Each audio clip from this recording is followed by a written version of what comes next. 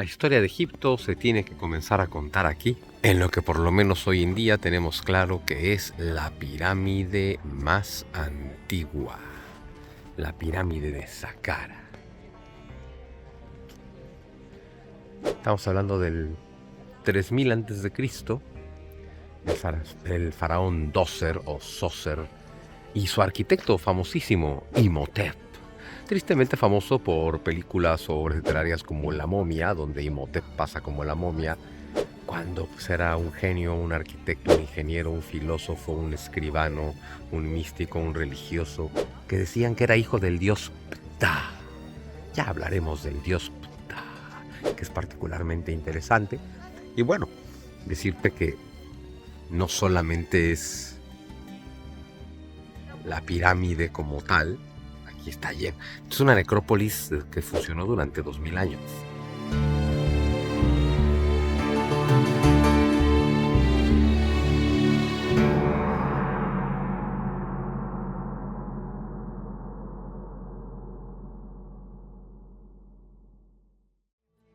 Queridos amigos, estamos aquí nada más y nada menos que a los pies de la Esfinge. Estamos hablando de la cuarta dinastía de Egipto. Cuando hablamos de la Esfinge, estamos en las pirámides de Keops, Kefren y Micerino, a los pies de la Esfinge.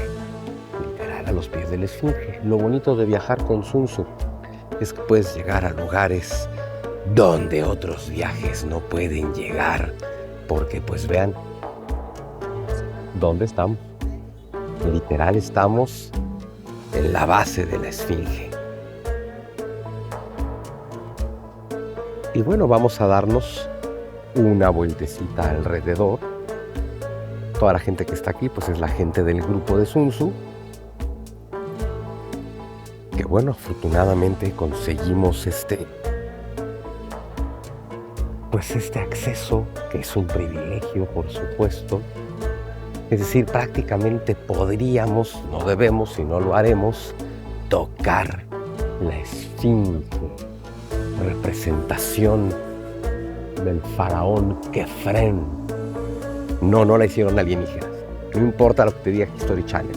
Si algo uno puede aprender del History Channel es que todo lo que es grande y viejo lo hicieron los alienígenas, pero no. Lo bonito de recorrer a este nivel es que puedes descubrir, por un lado, lo perfecta que es. O sea, que sí es, recordar todos estos bloques de piedra perfectamente cortados. Ninguno está pegado, solo están sobrepuestos.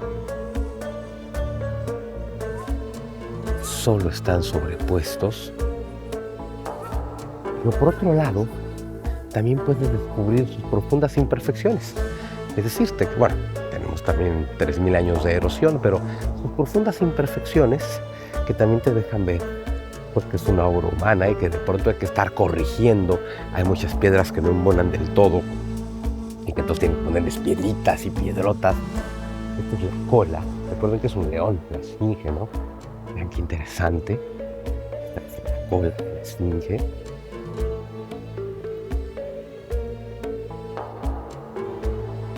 Pues literal, allá está justo la pirámide de Kefren, la tumba del faraón Kefren, cuarta dinastía de Egipto. Estamos hablando en torno al siglo 27 a.C. Y bueno, pues vean nada más el lugar de privilegio en el que estamos. Tengo una terrible curiosidad, esta es la única entrada que hay, pero tampoco la voy a abrir. Pero vean el lugar de privilegio en el que estamos, es decir, pues estamos dando la vuelta a la Esfinge.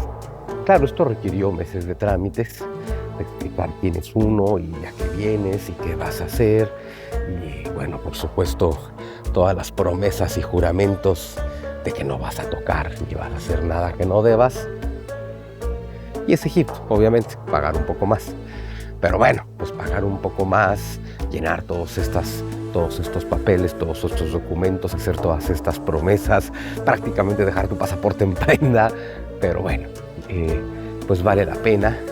Pues somos 34 personas en esta ocasión en el grupo de Sun Tzu, pues que estamos teniendo pues esta maravillosa experiencia de poder estar a los pies de la Esfinge. Y bueno, pues nos falta ir a las pirámides. Así es que vamos para allá, ya casi completamos la vuelta.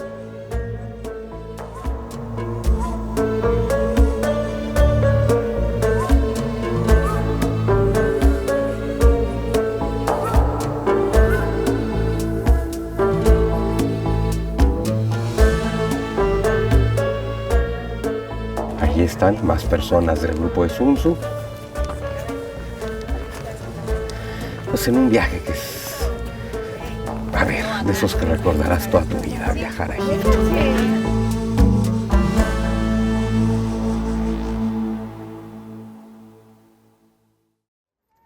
Esta que vemos aquí es la pirámide de Kefren, es decir, el mismo al que se le atribuye la Esfinge. Y bueno, pues esta es la gran pirámide, la pirámide de Jafú, la pirámide de Keops. Vamos a acercarnos juntos a la gran pirámide. Cuando hablamos de las pirámides, recordemos, estamos hablando básicamente del siglo XXVII, antes de la era cristiana. Insisto, no importa lo que les digan los terraplanistas, no importa lo que les diga History Channel, son del siglo XXVII antes de Cristo.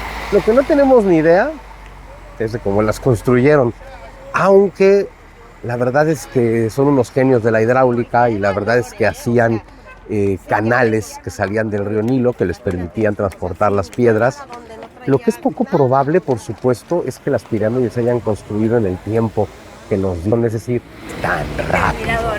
Pero bueno, pues aquí estamos en la pirámide de Keops. Otra cosa que es muy importante recordar, es que si estamos hablando del siglo XXVII antes de Cristo, estamos hablando de que estas pirámides, me suena absurdo tener que decirlo, pero no fueron construidas por judíos esclavos. Es que no sé por qué hay cualquier cantidad de... Bueno, sí sé por qué. La gente ve más películas de los 10 mandamientos de Charlton Heston de lo que lee las escrituras y sobre todo de lo que lee libros de historia. Pero entonces hay mucha gente, he descubierto eso. Estamos escuchando música egipcia en un tuk-tuk egipcio. En fin, ¡fiesta! Bueno, entonces como les decía, hay mucha gente que piensa que las pirámides fueron construidas por esclavos y evidentemente por los esclavos judíos. Entonces vamos a entendernos en varias cosas muy importantes. En el siglo XXVII antes de Cristo ni siquiera ha nacido Abraham, es decir, en el siglo XXVII antes de Cristo no existen los judíos. Entonces no fueron construidas por esclavos judíos. Número 2, no fueron construidas por esclavos. Las pirámides de Egipto fueron construidas por trabajadores asalariados. Cabe señalar que la cuarta dinastía, la de Keops, Kefren y Miserino, los que hicieron las pirámides, quebraron Egipto. Porque claro, imagínate pues que cada faraón que dice, me voy a morir, yo quiero una cosita de estas. Bueno, al final, ojo, son muy... Las 3 pirámides de Egipto, ¿no? Keops, Kefren y Miserino, pero en Egipto hay más de 140 pirámides, eso también es importante recordarlo. Muchas mucho más pequeñas, otras cuyas imperfecciones te dejan claro que no fueron construidas por alienígenas. Y sobre todo recordar otra cosa, estas pirámides son una manifestación del llamado Antiguo Imperio. Cuando hablamos del Antiguo Imperio egipcio, estamos hablando del siglo XXVII, ¿no? Del año 2686 a.C., más o menos al 2100. Esta es la época de las pirámides. Luego hay otra época, el llamado Medio Imperio. El Medio Imperio, que es más o menos del 2000 al 1600 a.C. Ahí es particularmente simbólico Luxor y Karnak, a donde también iremos, por supuesto. Y luego está el llamado Imperio Nuevo. Me encanta que se le llame nuevo algo del 1000 a.C., pero bueno, el Imperio Nuevo del 1500 al 1000 a.C., más o menos. Ahí particularmente es Abu Simbel, ¿no? El templo de Ramsés II y de Nefertiti, esos ya son del Imperio Nuevo. Entonces, las pirámides de Egipto son características del llamado Imperio Antiguo, siglo XXVII a.C. Y bueno, aquí está el grupo de Sun Tzu. escuchando clase porque es fundamental tener también guías locales, porque si no nos perdemos de muchas cosas. Puede luchar con su tumba o la pirámide con los enemigos, no es una fortaleza. Y ahora sí viene este edificio. Entonces el monumento más estudiado en la Tierra es esto. Y el monumento más enigmático de la Tierra es esto, porque estamos en el 2025 y la ciencia moderna hasta hoy en día no sabe descifrar ni localizar la arquitectura anterior de la pirámide. Vamos a ver qué está pasando nuevamente. Hoy en día no hablamos nunca de la construcción. No sabemos cómo fueron construidas. Hay varias teorías, les voy a decir, pero cada teoría tiene su crítica. Primero, lo clásico y oficial, que hicieron una rampa forma de caracol. Empieza a dar las vueltas en alrededor del edificio, dando la vuelta, la vuelta, la vuelta. Pero una rampa para aguantar el peso de estas piedras y para que la gente pueda arrastrar las piedras sobre la rampa, tiene que tener una extensión tremenda. Esto tiene casi 150 metros de altura. Para hacer la rampa cómoda que llega a esta altura, debe tener más de 1 kilómetro. Por lo tanto, para hacer la Gran Pirámide, según esta teoría, está perfecto. Pero el problema que tenemos es hacer la segunda, que está aquí al lado. Se queda la Gran Pirámide como obstáculo del camino de la primera. Por lo tanto, es la única crítica que tenemos, pero estamos contentos con esto porque el ser humano necesita algo para entenderlo. Otros dicen, no, señoras y señores, no es rampa ni caracol, pero la cuestión es, los faraones llegaron a una técnica con la que hicieron piedras. Quiere decir que estas son piedras como artificiales.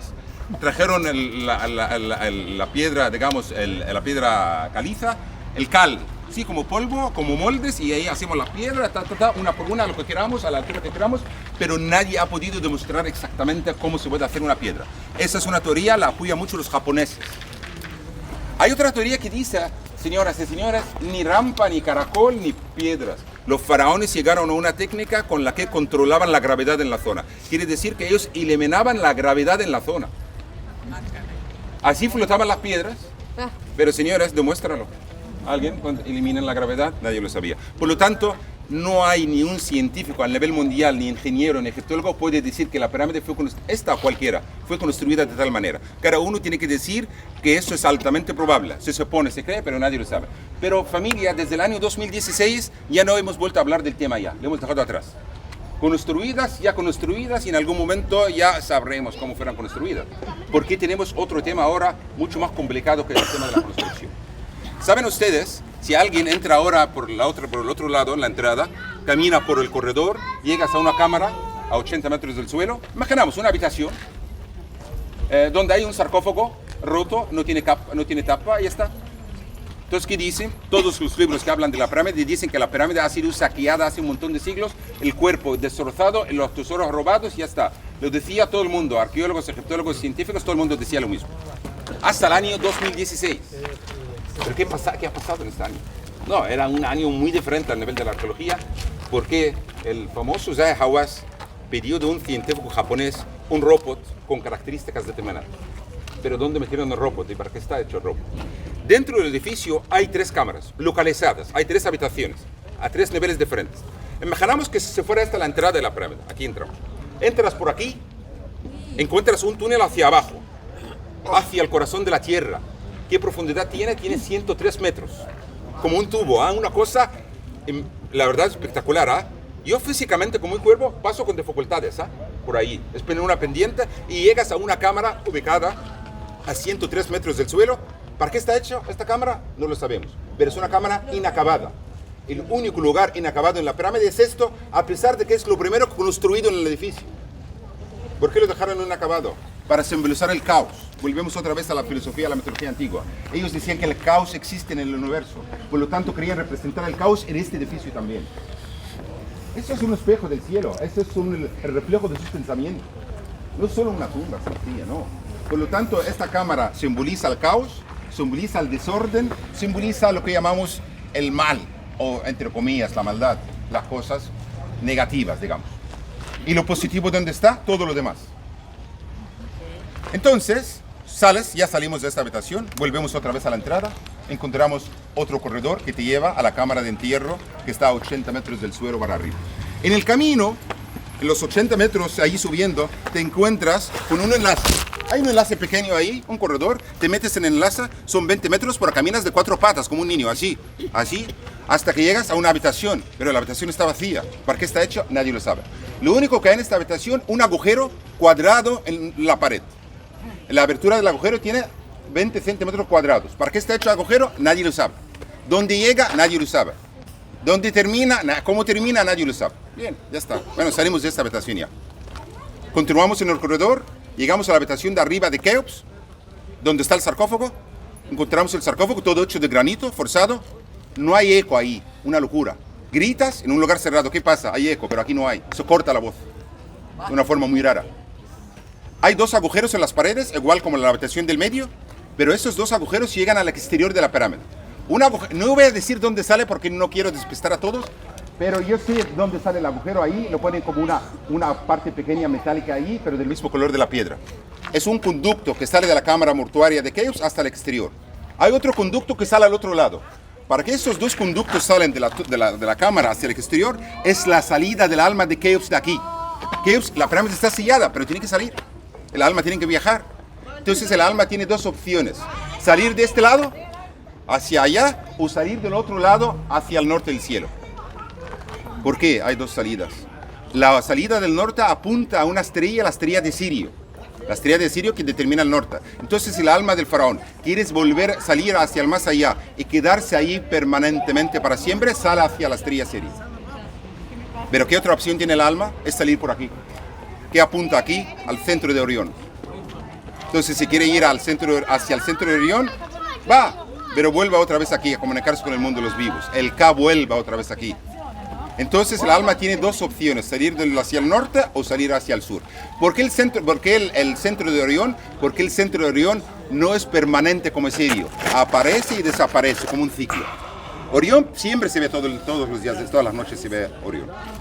Les decía, 2 cosas que impactan a los egipcios. Por un lado, el sol, porque es un sol enorme, radiante y caluroso, pero este sol genera este aire pesado, este aire denso, este aire que incluso, ¿qué es lo que tiene este aire? Imagínense la combinación de este sol inmenso, que es Ra, con esta arena que refleja este sol. Eso hace que todo lo que tienes entre la tierra y el cielo se vea así. ¿No es humedad del Nilo? También es parte de la humedad del Nilo y voy para la humedad del Nilo, porque va a haber 2 dioses fundamentales, Shu y Tefnut. Shu es este aire y Tefnut es la humedad del Nilo, precisamente. Tefnut. Y entonces, algo que les he comentado, los egipcios ven en todo un reflejo de Dios. Todo es un reflejo de lo divino.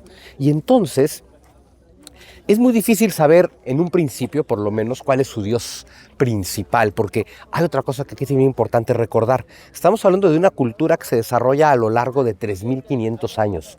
En 3.500 años, las cosas cambian, ¿no? La política va cambiando y cuando la política cambia, la religión cambia. Eso siempre ha pasado. De pronto hay que ubicar que hoy en día tenemos un relato de la mitología egipcia, pero el relato que tenemos hoy es como la versión final. Es de hoy, pues así quedó el relato. Pero ese relato se fue transformando a lo largo de 3.500 años. Hoy en día nos contamos una mitología egipcia donde el dios fundamental es Ra. Sin embargo, esto no fue así durante todas las dinastías. Durante mucho tiempo era Shu. Pero les he hablado todo el tiempo de otro, Ptah. Ptah es probablemente el dios primigenio de Egipto. Y ojo, es un dios único. Egipto parece iniciar con un relato monoteísta, porque Ptah es el dios creador. Y de lo que se dice de Ptah es que Ptah se creó a sí mismo, que es justo lo que te va a decir toda teología monoteísta, cristiana, judía, musulmana. Ptah se crea a sí mismo. Les había comentado también, Ptah se crea a sí mismo dentro del Nun. El Nun. Hay que entender este concepto del Nun, es fundamental. El océano primigenio de todo lo posible. Es decir, todo aquello que es posible que pase, pero todo junto. Como esta película que salió hace no mucho de todo en todas partes al mismo tiempo. Bueno, a ver, les decía, el tiempo ordena las cosas, porque cuando hay tiempo, las cosas pasan en orden. Pasa esto, y en consecuencia esto, y en consecuencia esto, y así, ¿no? Y en el espacio las cosas están en orden. Esto está pasando aquí y eso está pasando allá. Ahora imagínate que no hay ni espacio ni tiempo. Y entonces todas las cosas que en el tiempo ocurren una después de otra están todas juntas. Y todas las cosas que en el espacio ocurren una distante de la otra están todas juntas. Eso es el Nun. El Nun es la posibilidad absoluta de todo aquello que es posible que exista, pero todo junto. Los griegos a eso le llaman caos. Caos que no quiere decir necesariamente desorden, pero para nuestro punto de vista que habitamos en el espacio y transcurrimos en el tiempo, que esté todo en todas partes al mismo tiempo, es caos. Decían muchos filósofos de la antigüedad que el tiempo es el despliegue de la eternidad. Si en la eternidad todo está junto como una sola cosa y en el tiempo las cosas se despliegan. Bueno, Ptah era Dios de todo eso, ¿sí? Ptah es el Dios del Nun, le llaman el Dios de la oscuridad, pero decíamos no lo pensemos como algo negativo, porque es en la oscuridad donde va a surgir la luz.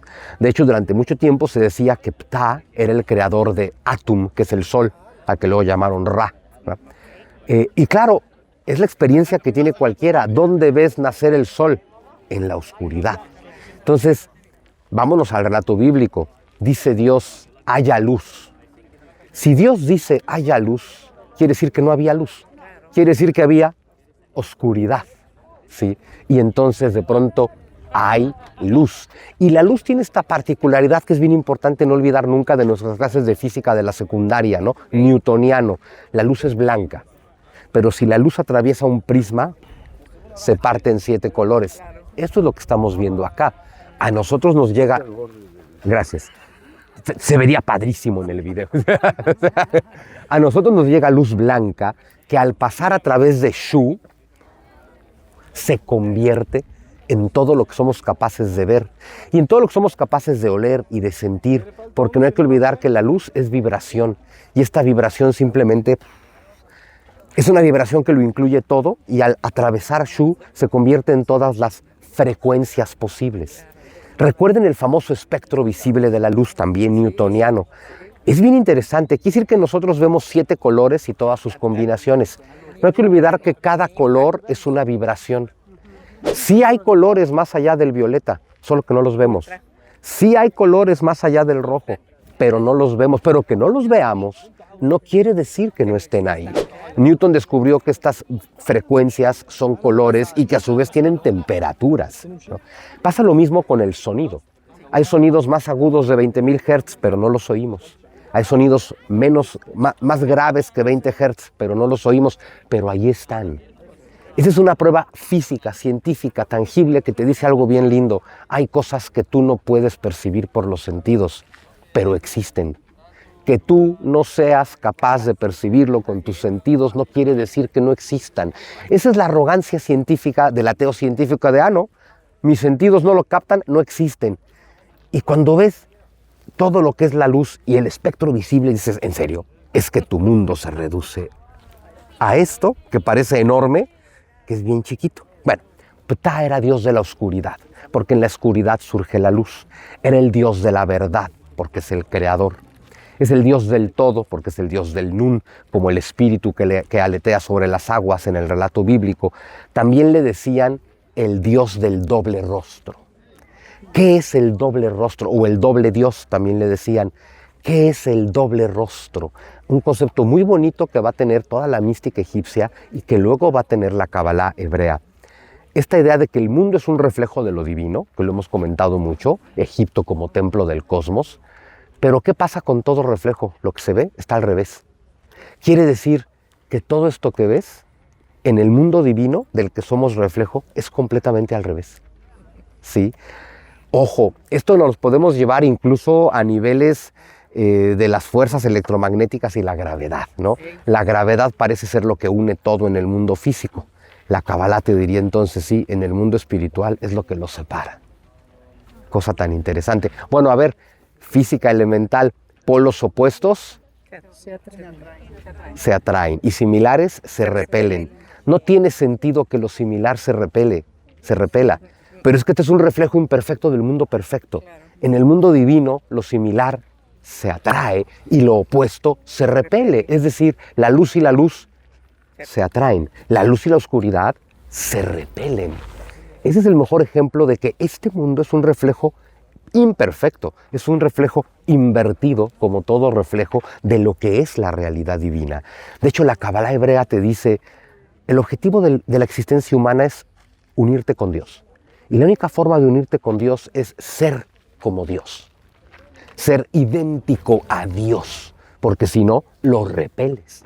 Y lo dice además muy bonito porque el planteamiento es, Dios, esto es cábala hebrea, que viene de aquí, Dios es el deseo absoluto de darlo todo, de dar todo lo que Dios es, todo su amor absoluto, eterno, incondicional. Y como Dios es este deseo absoluto de dar, te dice la cábala, Dios crea un cuenco que reciba todo lo que Dios quiere dar. El problema, entre comillas, porque Dios no se equivoca, es que cuando Dios crea a este cuenco, que en cristiano le podríamos llamar Dios Hijo, ¿no? El Hijo de Dios es la creación de Dios. Bueno, este cuenco está hecho para recibir. ¿Qué quiere decir esto? Bueno, Dios es deseo de dar y el cuenco receptor o vasija receptora es el deseo absoluto de recibir. Y el deseo de dar, que es el altruismo puro, y el deseo de recibir, que es el egoísmo puro, son contrarios. Y entonces, ¿qué te dice la cábala? Ahí está el Big Bang. Esto se separa y se fragmenta como el espejo de Thoth del que hemos hablado, sí, porque no hay nada más contrario al deseo de dar, que es Dios, que el ego humano de querer recibir. Sin embargo, fuimos creados para eso, para recibir. El tema es ubicarnos. Fuiste creado para recibir, ¿qué? Pues el amor de Dios, las bendiciones de Dios, toda la plenitud de Dios. Pero estamos en el mundo y en el mundo nos confundimos. Y entonces yo quiero recibir más mundo. Más comida, más placer, más alcohol, más tabaco, más drogas, más sexo, más placeres, y te deprimes, ¿no? Esa maravilla que no importa cuánto intentes atascarte del mundo, nunca te llena. Porque ese vacío que estás tratando de llenar no lo dejó el mundo, lo dejó Dios. Y tratar de llenar el vacío de Dios con el mundo, llevamos miles y miles de años intentándolo y evidentemente no funciona. Sin embargo, así fuimos creados. ¿Qué te dice cábala? Tienes que hacerte como Dios, es decir, tienes que transformar tu deseo absoluto de recibir en deseo absoluto de dar. Sin embargo, no vas a poder porque fuiste creado para recibir. ¿Qué te dice la cábala? Recibe, pero recibe a Dios, no al mundo. Lo único que espera Dios de ti es que recibas. Y claro, es tal el regalo milagroso que te da Dios a cada instante que no creemos en Él. Dice, no es posible que todo sea para mí. Que es justo el tema del relato bíblico, ¿no? Cuando Dios le dice a Adán, mira, todo esto es tuyo.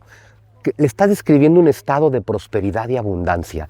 Todo es para ti, todo está a tu disposición, todo es para tu goce, todo es para tu disfrute, Adán, todo.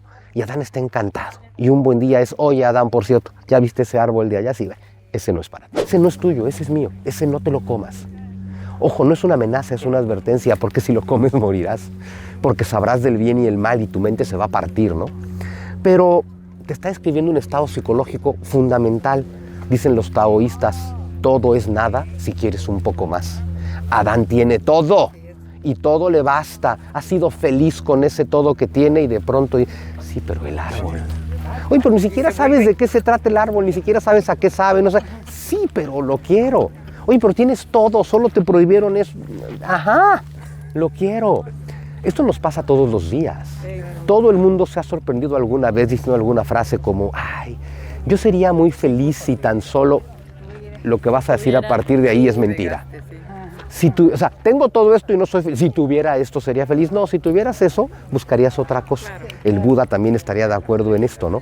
Entonces, bueno, total que por eso es el Dios de doble rostro, porque es lo divino y lo mundano, porque lo mundano también es Dios. Pues se los había dicho, se los mandé, por cierto, a todos en el WhatsApp. Y hay una imagen del Big Bang, y donde lo que dice es, Dios es lo inmanifiesto y lo manifestado. Dios siempre está inmanifiesto, Dios está oculto, es un secreto, pero al mismo tiempo se manifiesta para que ese secreto se conozca. ¿Qué te dicen los egipcios? Dios es las dos cosas. Eso es Ptah. Pero pasa el tiempo y para la cuarta dinastía, que es la que podemos presenciar aquí en las pirámides, es Ra, el dios que empieza a empoderarse. Claro, es que Ptah es un dios muy abstracto. Ptah lo entienden los teólogos, los filósofos, los sacerdotes. Ra lo entiende todo el mundo, ahí está. Ra sale todos los días, te bendice todos los días y lucha contra las tinieblas todos los días. Ra es sencillo de entender.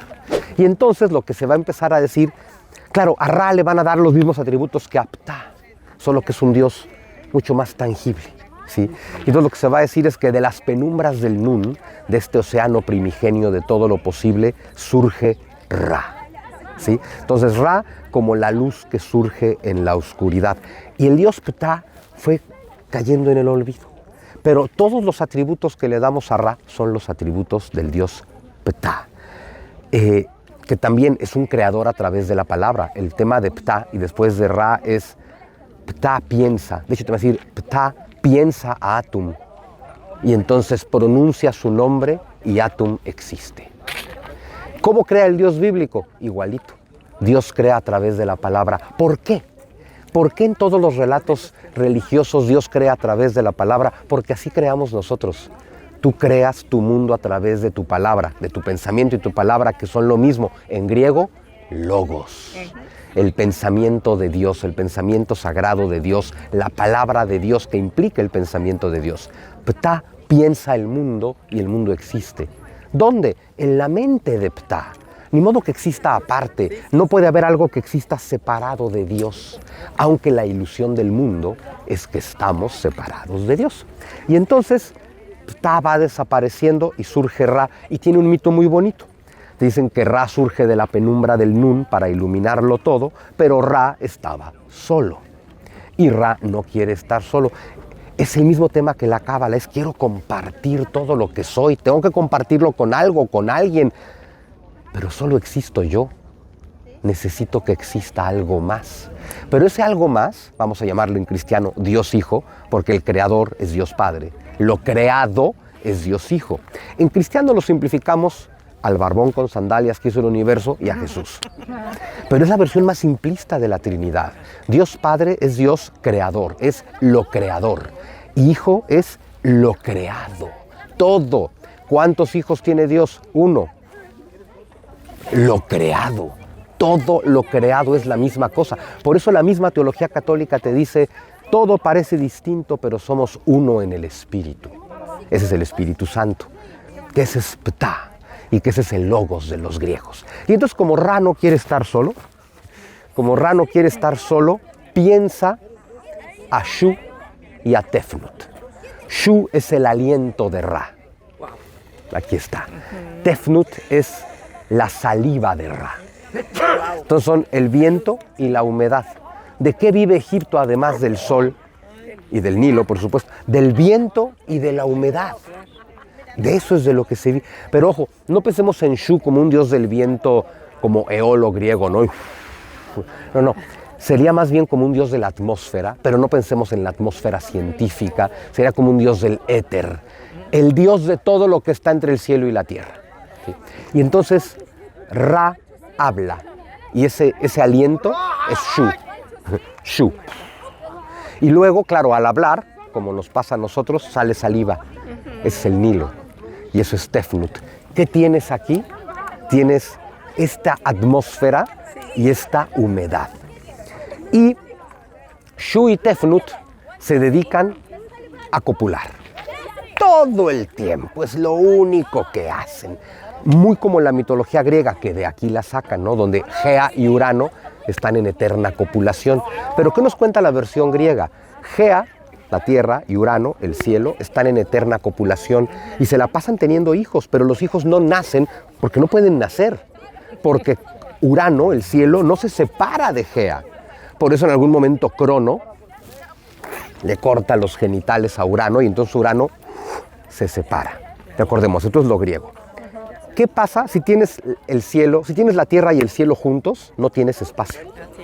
Crono le corta los genitales a Urano, Urano se separa de Gea, de la tierra. ¿Qué acaba de surgir? El espacio. Fíjense cómo las mitologías no son relatos fantasiosos y bobos. Son profundamente científicos, si los quieres ver. A ver, es que sin espacio no hay nada. Sin espacio no existimos, ¿no? Ojo, ¿y qué dios le está cortando los genitales a Urano? Crono, que es el tiempo. ¿Qué nos dijo Einstein muchísimo tiempo después? Tiempo y espacio son exactamente lo mismo, ¿no? El tiempo es la cuarta dimensión del espacio, porque si no hubiera espacio, yo no podría moverme. Digo, si no, No hay forma. Si no hubiera tiempo, yo no podría moverme en el espacio, porque para moverme en el espacio ocupo tiempo. Entonces ocupo un lugar en el espacio y transcurro en el tiempo. Bueno, esa es la versión griega. La versión egipcia es muy similar. Shu y Tefnut están en eterna copulación y entonces Dios, Ra, los separa. Y en cuanto los separa, ¿qué tenemos? Esto. Ya tenemos espacio. Una vez que hay espacio, pueden ocurrir cosas, es decir, puede existir el mundo. ¿Sí? Bueno, y entonces en este mundo, ahora que ya existe, porque ya tenemos espacio que está dominado por el aliento de Ra, es decir, la atmósfera, y la saliva de Ra, es decir, la humedad, es entonces cuando nacen los 4 hijos, que serían nietos, ¿no? Los 4 hijos fundamentales de Ra, ya los habíamos mencionado, recordémoslos: Isis, Neftis, que son las mujeres, y luego Osiris y Set, ¿sí? ¿Cuál es el problema? Y es que a Osiris lo nombraron dios de aquello, del Nilo, de la civilización, del orden, de ese hermoso vergel que el Nilo, que es el milagro del Nilo. Y al pobrecito de Set lo hacen dios de esto. O sea, lo hacen dios del desierto, de la desolación, del caos. Pero ojo, lo que te está narrando esto es el drama cósmico finalmente, ¿no? Porque ahí está el concepto de la lucha. En la unicidad de Dios, en lo inmanifiesto, no hay lucha. Dios no lucha. En el mundo hay lucha. ¿Por qué? También te lo dice la cábala egipcia, luego la hebrea, luego la cristiana. Porque el mundo es la negación de Dios. El mundo es el lugar que el individuo, que la mente humana, porque todo es mente, en Egipto todo es una cosa mental, no existe la materia. El mundo es el lugar que inventamos para escondernos de Dios. ¿Por qué? Porque le tenemos miedo a Dios. ¿Por qué? En la versión bíblica cometimos un pecado horrible y nos expulsó del paraíso. Sin embargo, Dios es perfecto y Dios tiene un plan y una voluntad. Y si Dios tiene plan y voluntad, pensar que una serpiente se lo echó a perder en la primera semana de la creación es absurdo, ¿no? O sea, esta idea de Dios crea el paraíso, Adán, Eva, te describe un estado psicológico de plenitud, y de pronto la serpiente les dice: ¡ay, pero el árbol! No, hombre, ¿cómo crees que te vas a morir? No te vas a morir. Se te abrirán los ojos y serás como Dios. Y dices: ¡oh! Eso suena fascinante. Y entonces Adán y Eva caen, muerden. Y fíjate qué curioso, ¿qué te dice el relato bíblico? Que entonces Dios se aparece buscando a Adán. Adán está escondido porque Adán sabe que está desnudo. Es decir, Adán ha adquirido conciencia de sí mismo. Y la conciencia es dolorosa. La conciencia es muy dolorosa. Y parece que Dios se enoja porque Dios los expulsa del paraíso. Pero hay un capítulo del Génesis al que nadie le pone atención. Antes de que se terminen de ir, Dios les teje ropas. A ver, ¿qué padre en cabrón te tejo una chambrita? Para que no te dé frío, compadre. Y ojo, y como todo es simbólico y no podamos pensar en Dios tejiendo, fíjate qué bonito es: ustedes van a ir al mundo y el mundo es un lugar difícil. Déjame, te visto. Y no es te visto para el frío, es te doy una prenda divina. Te vas a ir al mundo, sí, pero te vas a ir vestido de Dios. Vas a ir cubierto por Dios. Eso entonces no es un pecado y una expulsión, eso es un pacto. Y es el pacto que luego Dios le recuerda a Abraham. Porque al final el pacto de Dios con Abraham es muy simple: tú cree en mí y tendrás absoluta prosperidad. Y podemos pensar en este Dios con muy poca autoestima pero muchos poderes, que dicen: si me veneras yo multiplicaré tu ganado. En lugar de entender, si crees en Dios lo tienes todo, aunque estés en el mundo y parezca que te faltan cosas. ¿Qué es lo que luego Jesús, con su simplismo maravilloso, simplismo en el mejor de los sentidos, te lo resume diciendo: pero si ya viste los pájaros, ya viste los lirios, ya viste qué bien vestido está todo, ya viste qué bien alimentado está todo, ¿qué te hace pensar que tú no estarás igual? De ahí el tema de: tú busca el mundo de Dios, tú busca el reino de Dios y todo lo demás va a llegar por añadidura, ¿no? Entonces lo que tenemos es una separación. El espejo de Tot, ¿se acuerdan? Tot, que es Dios, quiere saber cómo es. Entonces Tot se pone un espejo frente a él y como nada puede contener lo divino, el espejo revienta. Y y entonces todo tiene que unir los pedazos, pero cada pedazo es un espejo en su totalidad, decíamos, ¿no? Imagínense los Vedas en la India. Los Vedas en la India, que son mucho más abstractos, te dicen, la conciencia quiere conocerse y entonces se desdobla para verse y se rompe, pero siempre hay un rompimiento. Imagínense qué es esto. Es Dios, es conciencia y Dios quiere saber cómo es, Dios quiere observarse, pero Dios para poder observarse tendría que salirse de Dios, lo cual no hay forma. Y todo lo que estoy diciendo es simbólico porque con Dios todo es simbólico, ¿no? Entonces Dios, lo creador, el Padre, crea al Hijo como una expansión, extensión de sí mismo, que es la conciencia, eso somos nosotros, la conciencia que tiene que reconocer a Dios, la conciencia entre el cielo y la tierra. Pero imagínate esto, esto quiere decir que de pronto tú, el Hijo, lo creado, te separas, entre comillas, y ves a Dios. Ver a Dios implica dos cosas. Uno, la experiencia más gloriosa de toda la existencia, ves esa gloria perfecta y dices, wow. Pero al mismo tiempo la ves y la ves a lo lejos. Y en ese momento, ¿qué te dice tu conciencia? Si yo estoy viendo esa gloria maravillosa, entonces yo no soy eso. Y ahí viene la fragmentación, y ahí viene nuestro miedo, y ahí viene nuestra idea de pensar, yo no soy eso. Todos los Vedas, toda la escritura de la India te dice, tú eres eso.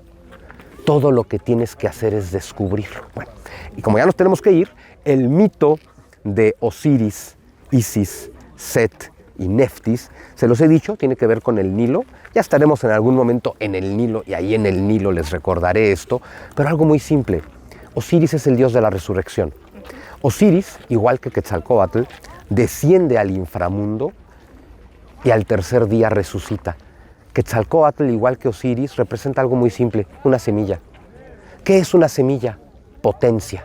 Tú tienes una semilla y si la partes, vas a ver que por dentro está prácticamente hueca. Es información. Es potencia de algo, pero no es ese algo, es solo su potencia. ¿Qué haces con una semilla?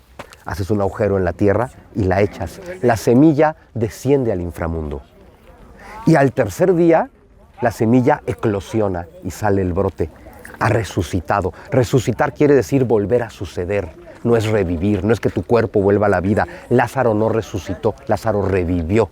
Resucitar es suceder de manera diferente. Entonces, esto ya no es una semilla, ahora ya es el brote que estaba destinado a ser. Y eso lo puedes entender en muchos sentidos. En el más místico, claro, tú eres esa semilla, que es como decirte, no eres tu versión más perfecta, en serio que no. No, o sea, en serio todavía puede suceder como algo mucho superior a lo que eres. Pero en su origen es un mito de la agricultura. Osiris es una semilla. ¿Con quién se casa Osiris? Con Isis. ¿Quién es Isis? La tierra, no me digan. La semilla y la tierra se casaron. ¿Y cómo se llamó su hijo? Agricultura. Y ese es Horus. Horus, el salvador de la humanidad, porque eso es lo que hace la agricultura. En su versión más simple, es un mito agrícola. Osiris desciende al inframundo, muere a lo que es, a la semilla, y resucita como algo nuevo. Pero para resucitar, ¿quién resucita a Osiris? Isis. Porque si tú echas una semilla en el cemento, no crece. Si lo echas en el talco, no crece. Es en la tierra. Porque la tierra le da todo a la semilla. Y ahí volvemos a la cábala. ¿Qué tenemos que hacer? Cambiar nuestra naturaleza de recibir en naturaleza de dar. Pero estamos diseñados para recibir. ¿Cuál es el resumen? Recibe todo lo que Dios te da, transfórmalo y ofrécelo. Es decir, que los dones de Dios no son para ti, son para los demás a través de ti y por lo tanto tú los vas a disfrutar. ¿Qué es la esencia de lo femenino? Transformar. La tierra femenina transforma la semilla en el fruto. Tu mujer, si de verdad es tu mujer, te transforma. Tú eres una semilla, tú eres una potencia.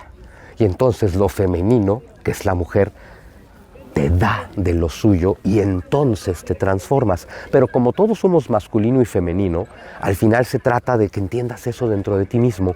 Tu parte femenina es la que te está diciendo, transfórmate. Tu parte masculina es la potencia. Tengo toda la potencia de ser algo. Si no escuchas a tu parte femenina, no vas a nutrir esa potencia y la semilla nunca va a crecer.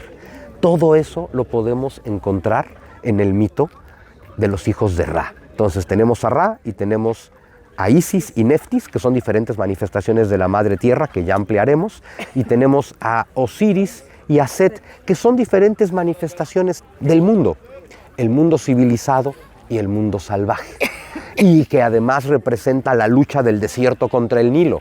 Osiris es el Nilo, Set es el desierto siempre está a punto de matar al Nilo, pero entonces aparece Isis. Isis aquí es la estrella Sirio, y cuando Sirio aparece en el horizonte, el Nilo es perfecto. El Nilo no solo inunda y da la vida, te avisa cuando lo va a hacer. Cuando aparece Sirio en el horizonte, una semana después, ahí viene el Nilo con toda su riqueza. Se dice que son las lágrimas de Isis. Y luego viene todo el limo verde. Ese es Osiris, por eso lo representan verde. Y aquí estamos en Luxor, la antigua Tebas, capital de Egipto en tiempos del Imperio Medio y el Imperio Nuevo. El Imperio Medio, estamos hablando entre el 2000 y el 1600 antes de Cristo, y el Imperio Nuevo del 1500 en adelante. Y esto es en Luxor, el templo de Amón-Ra. Recordemos que el dios fundamental de Egipto, durante muchísimo tiempo, su dios primigenio en el verdadero antiguo Egipto era el dios Ptah, el dios que se crea a sí mismo y crea todo a través de su pensamiento y su palabra. Poco a poco ese dios Ptah fue sustituido por el dios Ra, el dios del sol, entendiendo a Ra, el sol, como una manifestación de Ptah. Ptah era el oscuro, el inmanifiesto, y el sol es la manifestación de Dios. Cuando tiempo después la capital se la traen de Memphis, donde hoy está el Cairo, de Memphis a la antigua Tebas, donde hoy es Luxor y Karnak, aquí el dios tutelar era el dios Amón. Amón también es el dios oscuro. Amón es el dios inmanifiesto, un dios abstracto. Y como la religión siempre se ha mezclado con la política, entonces claro, aquí el dios ya era Amón. Tú no puedes llegar e imponer a otro dios. Tú no puedes llegar aquí e imponer a Ra. Y así es como poco a poco fue surgiendo el dios Amón-Ra, que aparte es muy bonito porque Amón es dios inmanifiesto y Ra es el dios manifiesto, que es el sol. Amón-Ra te habla del doble aspecto de Dios. Dios es todo lo inmanifestado y todo lo manifestado. Todo eso pues es lo que se entiende aquí, en el templo de Amón-Ra.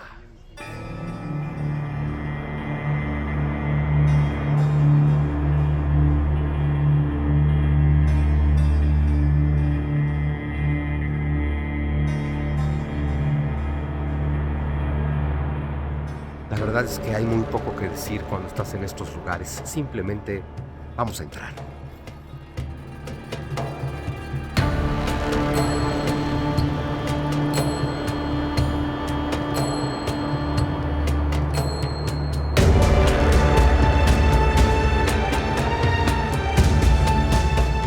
Que por cierto, este obelisco es el hermano del que se robaron los franceses y pusieron en la Plaza de la Concordia.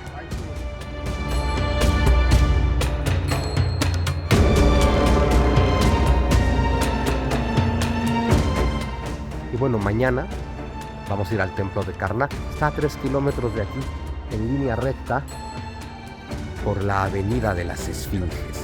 Tú caminas 3 kilómetros por esta avenida llena de esfinges, llegas al templo de Karnak. Mientras, seguimos en el templo de Luxor.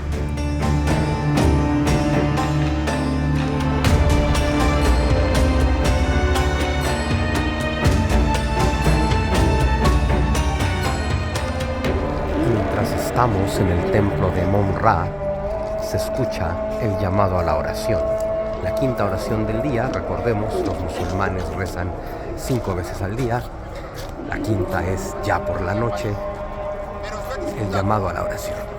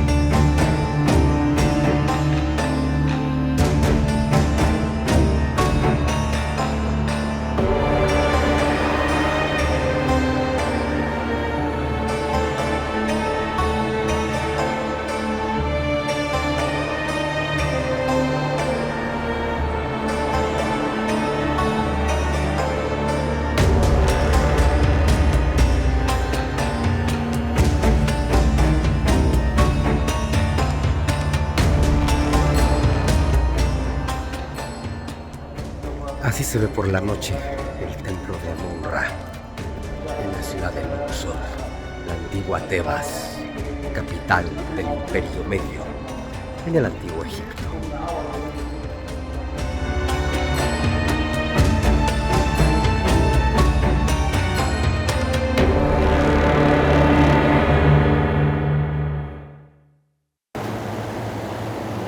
Pues el día de hoy vamos a tratar de ver Egipto como lo vería el mismísimo dios Ra. Así es que vamos a volar en globo en Luxor, sobre los templos de Luxor, Karnak, el Valle de los Reyes y evidentemente el río Nilo.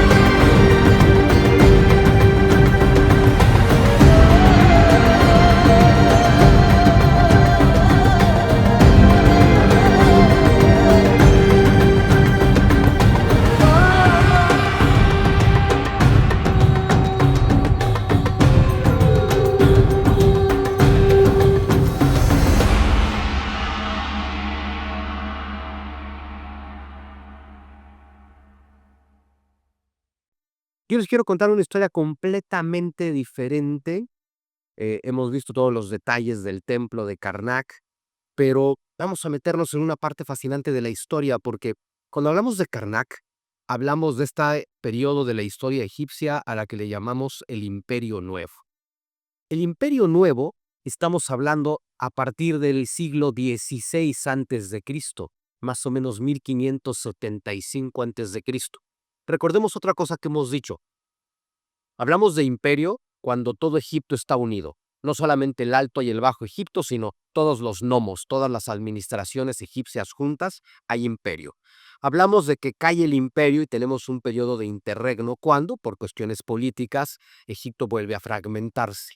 Y hablamos de, por ejemplo, el Imperio Medio cuando otra dinastía logra unificar todo el imperio. Bueno, el Imperio Medio cae en torno al año 1650 a.C. La gran pregunta es ¿por qué cae el Imperio Medio? Es decir, ¿por qué deja de existir un imperio unificado? Y eso es porque por primera vez Egipto es invadido por un pueblo extranjero. ¿Quién es este pueblo extranjero? Lo hemos comentado brevemente. En Egipto son conocidos como los Hyksos. Hyksos, que simplemente quiere decir reyes extranjeros. Egipto estuvo gobernado por reyes extranjeros durante unos 200 años, pero no todo Egipto. Estos reyes extranjeros, estos Hyksos, gobernaron el Bajo Egipto, el del delta del Nilo, el del norte. Pero es que es bien confuso esto de que el norte es el Bajo, pero bueno, ni hablar. ¿Ustedes podrían responder a la pregunta ¿cuándo fue el Éxodo? Es una pregunta muy difícil de responder.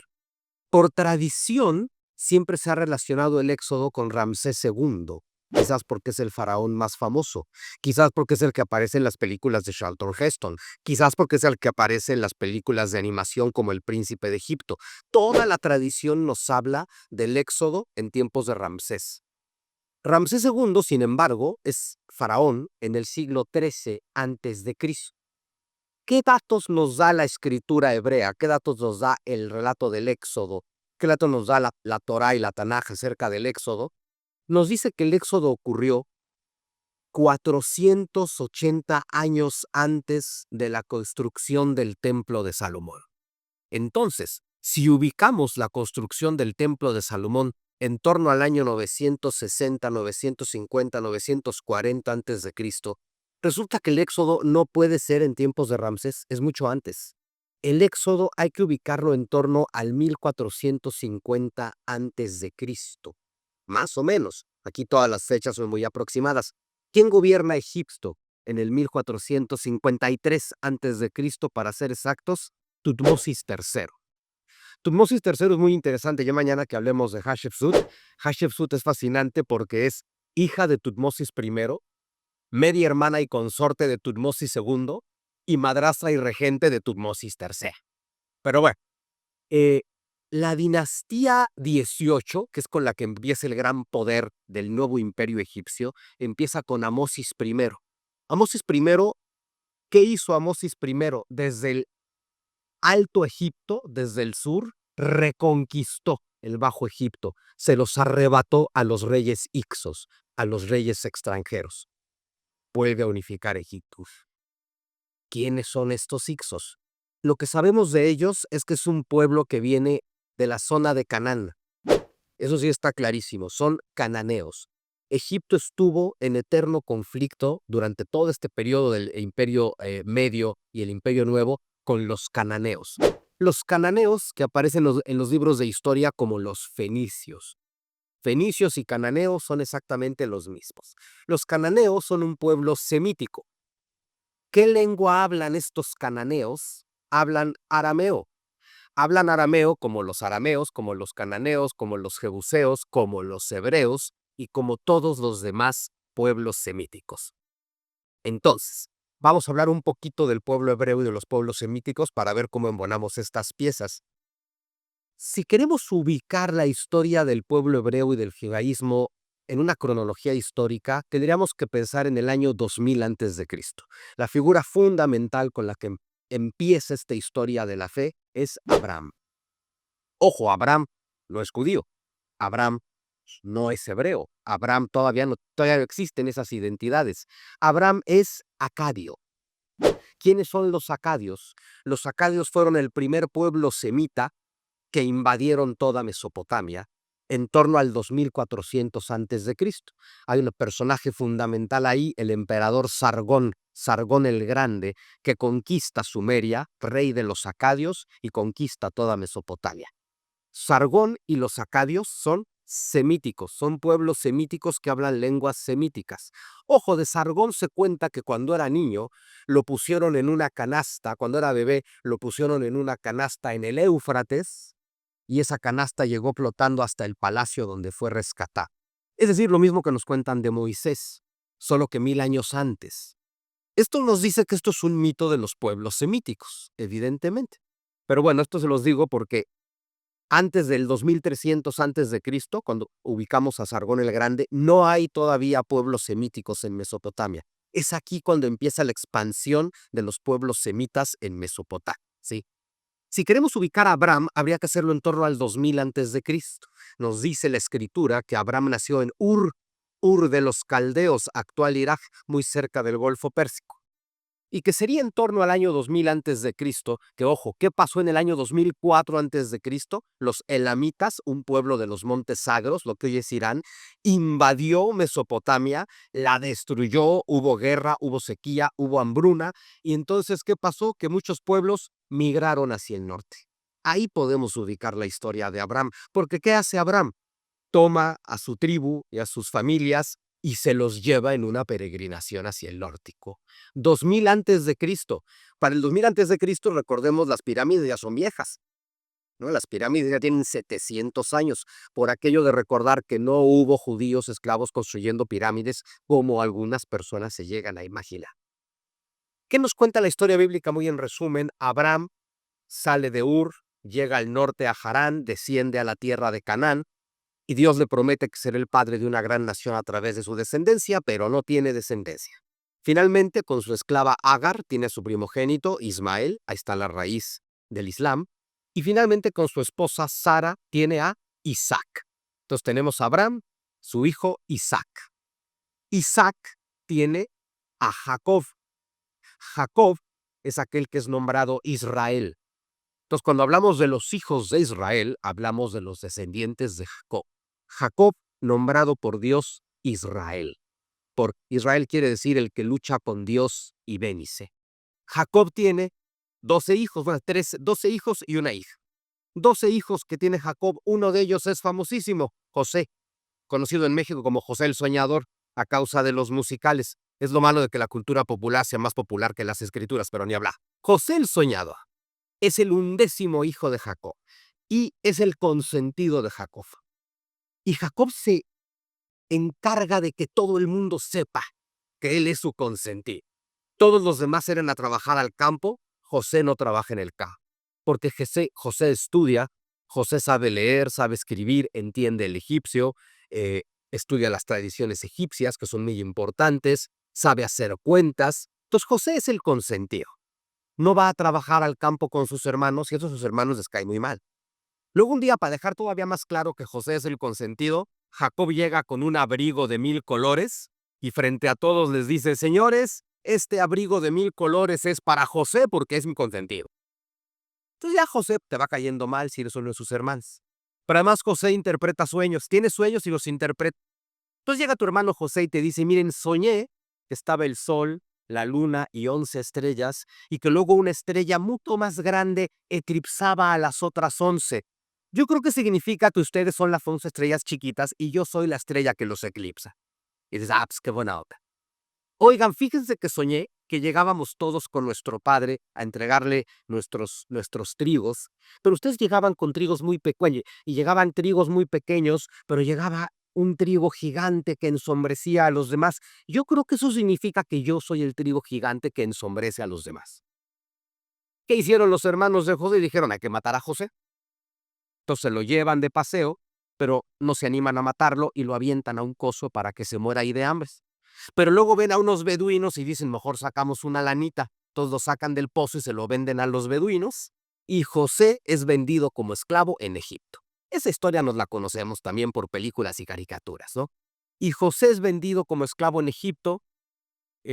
Lo compra un egipto noble, le va muy bien con este egipcio noble, pero luego la esposa, el egipcio se llama Putifar. Y la esposa de Putifar es como que quiere con José. Y eventualmente, pues bueno, ya sabemos la historia, la esposa de Putifar le pone una trampa a José y ve. Y entonces, Putifar cacha a José con su esposa y lo mete a la cárcel. Y ahí está en la cárcel José, prácticamente condenado a morir ahí, cuando interpreta el sueño de un panadero y el sueño del copero del faraón. Y al copero le dice: mira, la buena noticia es que tu sueño significa que el faraón ha descubierto que eres inocente y en 3 días te van a sacar de la cárcel. Y al panadero le dice: híjole, tu sueño significa que en 3 días van a venir para matar. Y en 3 días se cumplen los 2 sueños, pero José se queda en la cárcel. Pero pasa el tiempo y el faraón tiene un sueño, el famoso sueño de las vacas flacas, ¿no? El faraón sueña que hay 7 vacas gordas pastando afuera del Nilo, pero salen 7 vacas flacas, famélicas, y se comen a las gordas, pero por más que se las comen siguen siendo flacas y están en los huesos, y nadie le puede traducir su sueño al faraón. Y el copero se acuerda de José y le dice: vamos a la cárcel porque ahí hay un gran intérprete de sueños. Y es cuando José le dice: mira, tu sueño significa que Egipto tendrá 7 años de abundancia, pero luego 7 años de carencia absoluta. La buena noticia es que Dios te lo está avisando. Tienes 7 años para guardar la tercera parte de las cosechas, para que luego cuando llegue la sequía, Egipto sobreviva. Y el faraón dice: perfecto, y tú eres el hombre elegido para administrar Egipto. Y entonces José se convierte en administrador de Egipto. Y cuando llega la sequía llega hasta Canaán, y los hermanos de José, que piensan que José está muerto, se están muriendo de hambre, y van a Egipto a buscar comida. Y cuando llegan a Egipto y José, que ahora es la mano derecha del faraón, los ve, primero se quiere vengar de ellos, historia corta, primero se venga de ellos, luego al final se perdonan todos. Y aquí termina el Génesis, cuando José le dice a sus hermanos: vayan por Jacob, por nuestro padre, y por sus esposas, y por sus hijos, y vengan a Egipto con sus familias. El faraón y yo los invitamos a Egipto. Y entonces el pueblo hebreo entra a Egipto por la puerta grande, recibidos por el faraón, y se acaba el libro del Génesis. Y el Éxodo empieza diciéndote 400 años después, bueno, te dice: murió ese faraón, murió José, prosperaron los hebreos y entonces fueron esclavizados hasta que Dios eligió a Moisés para liberar al pueblo egipcio. Esa es la historia de cómo llegaron, el Génesis, y la historia de cómo se van, el Éxodo. El tema es que en la historia de Egipto, esa historia no existe. En Egipto los hebreos no son mencionados. En Egipto no se habla de esclavos hebreos. En Egipto no se habla de esclavos que salgan de Egipto. En Egipto no se habla de plagas. ¿Qué pasó entonces? Y resulta que el éxodo habría que ubicarlo en torno al año 1450 a.C. En el año 1453 a.C., Tutmosis III terminó de expulsar a los invasores Hicsos. Entonces aquí la historia se pone súper interesante porque si quisiéramos ubicar la historia de Jacob llegando a Egipto y José llegando a Egipto, tendríamos que ubicarla en torno al año 1800 a.C. En torno al año 1800 a.C. es cuando pueblos del norte, provenientes de Canaán, empezaron a migrar a Egipto por goteo, de a poquito. Y de pronto empezaron a llegar cada vez más y cada vez más y cada vez más, les decía, como mexicanos en Estados Unidos. Y de pronto Egipto tiene una gran masa de migrantes de pueblos semíticos cananeos que están instalados en Egipto, solo que no son esclavizados. De hecho, lo que ocurre en la historia de Egipto es que estos pueblos semitas se hacen prósperos e importantes en Egipto y de hecho dan un golpe de estado y toman el poder, pero solo en el Bajo Egipto, en el delta del Nilo. Ahí termina el Imperio Medio. Y entonces el Egipto del sur, el Alto Egipto, sigue siendo gobernado por egipcios, pero el Egipto del norte, el del Mediterráneo, está gobernado por pueblos semíticos, por cananeos. O sea, son los Hicsos. Y estos Hicsos, estos semíticos, estos cananeos, gobernaron Egipto por algo así como 200 años, hasta que Amosis I, el fundador de la dinastía 18, derrota a los reyes Hicsos y los expulsa del poder y reunifica a Egipto. Claro que para ese momento los egipcios y los cananeos se han mezclado. ¿Quién es Moisés? Un mestizo. ¿Qué nos cuenta la escritura? Moisés es un hebreo que nace en una familia hebrea. Tomamos otra vez el mito de Sargón, decimos que Moisés llegó en una canasta hasta el palacio del faraón, donde es adoptado por la hija del faraón y crece como príncipe de Egipto. Es decir, que de alguna forma estamos viendo que Moisés es un poco egipcio y un poco hebreo, como muchos egipcios de esta época, que son egipcios que se han mezclado, que ya son mestizos de egipcio con cananeo. Pero bueno, toman el poder los cananeos, o estos Hicsos, o estos pueblos semíticos toman el poder. Amosis I los derrota. 100 años después, Tutmosis III, aquel cuya regente es Hatshepsut, termina de expulsar a los últimos poblados. Porque claro, lo que hace Amosis es derrocar a los reyes. Pero la población semítica que vive en Egipto se queda en Egipto. Pero hay mucho conflicto social. 100 años después, 1453, es cuando Tutmosis III termina de expulsar a todos los pueblos semitas que siguen viviendo en Egipto. Y casualmente esa fecha sí que coincide con la fecha del Éxodo. Entonces tenemos dos versiones de la historia muy diferentes. La historia hebrea que te dice, nosotros llegamos porque nos invitaron, entramos por la puerta grande y luego estos desgraciados nos esclavizaron y afortunadamente nos pudimos ir. Pero la historia egipcia te dice, nosotros estábamos aquí tranquilamente sin meternos con los cananeos, cuando llegaron, nos invadieron, nos conquistaron, tomaron el poder y afortunadamente logramos echarlos. ¿A quién le crees? Yo no lo voy a decir a quién creerle. Hay tan dos versiones de la historia, pero ahí es donde yo ubico el Éxodo. Aquí es donde podríamos ubicar entonces otra cosa, el origen de lo que hoy sí conocemos como religión judía, que nos dará el cristianismo y el islam, está aquí en Egipto. Porque, ojo, el pueblo hebreo, con esta identidad de pueblo hebreo, hijos de Israel, monoteístas con culto a Yahvé, eso no se termina de consolidar hasta el siglo VI antes de Cristo. Estos hebreos todavía aparecen en la Biblia, de pronto veneran a Baal, de pronto tienen templos a dioses extranjeros. El monoteísmo no termina de cuajar entre los hebreos hasta el siglo VI antes de Cristo. Para mí, me parece muy obvio que estos Hicsos de la historia de los egipcios, estos pueblos cananeos, semitas, son los hebreos. Solo tenemos diferentes versiones de la historia. Y claro, yo lo que pienso es que estando en Egipto es cuando consolidan su identidad. Ojo, hemos visto que aunque aquí hay politeísmo, es un politeísmo muy monoteísta, porque hay muchos dioses, pero si aquí creemos en Ptah, Ptah es el único Dios y los demás son sus manifestaciones. Si aquí creemos en Amón, Amón es el único Dios y los demás son sus manifestaciones. Los hebreos, ojo, son un pueblo de pastores. Los egipcios son un pueblo de agricultores. Aquí hay una cosa bien importante. Los agricultores hacen civilización, se establecen en ciudades, hacen política, hacen una estructura social jerárquica y entonces desarrollan religiones que tienen una estructura jerárquica. Y ahí está el politeísmo. Los pastores nómadas no hacen religiones tan complejas. Es un pueblo que se va moviendo y van llevando a su Dios con él en un tabernáculo. Los pastores nómadas tienden a ser monoteístas, tienen un Dios, el Dios de su pueblo.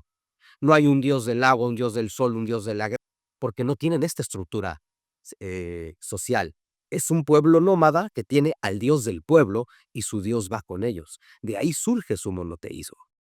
Y claro que tendrá que haber un choque, pero también una fusión de culturas entre estos invasores cananeos, estos invasores semíticos y este pueblo egipcio que vive aquí. Y es todavía más interesante culminar esta historia recordando que poco tiempo después tendremos, desde luego, a Ramsés. Después de Ramsés tenemos a Meremptah. Meremptah quiere decir el amado de Ptah. Y Meremptah, faraón hijo de Ramsés II, es famoso por una piedra conocida como la estela de Meremptah.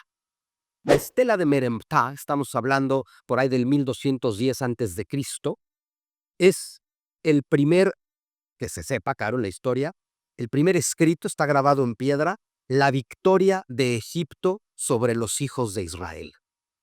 Es la primera mención histórica de los hijos de Israel. Eso es lo importante de la estela de Meremptah. En una época, se los he puesto en los mapas que les he seguido mandando por WhatsApp, en una época en la que nos cuentan que el éxodo es los hebreos saliendo de Egipto y estableciéndose en Canaán para ser libres. Pero estamos hablando de una época en la que el imperio egipcio llega hasta lo que hoy es Turquía.